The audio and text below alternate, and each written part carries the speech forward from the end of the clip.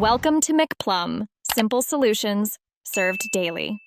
You begin by confirming essentials: device model, iOS version, and whether the screen time code is 4-digit or 6-digit. Make sure you know the Apple ID tied to screen time and have the device passcode and a fresh iCloud or local backup ready.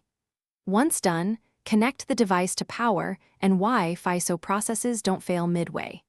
This avoids data loss and speeds verification. It also prepares you for the next steps, where Apple ID verification and potential restores matter. You now attempt the built-in recovery. Open Settings, tap Screen Time, choose Change Screen Time Passcode, then tap Forgot, and sign in with the Apple ID used for screen time.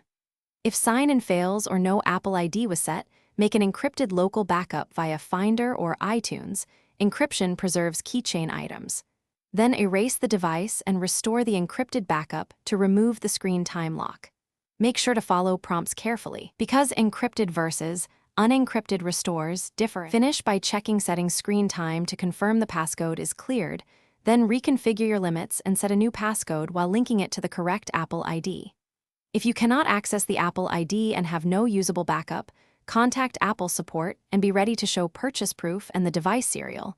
This is necessary for them to help. If things go wrong, the key troubleshooting tip is: stop, create an encrypted backup, and retry the erase/restore sequence to avoid permanent data loss. Thanks for watching. Stay juicy and subscribe.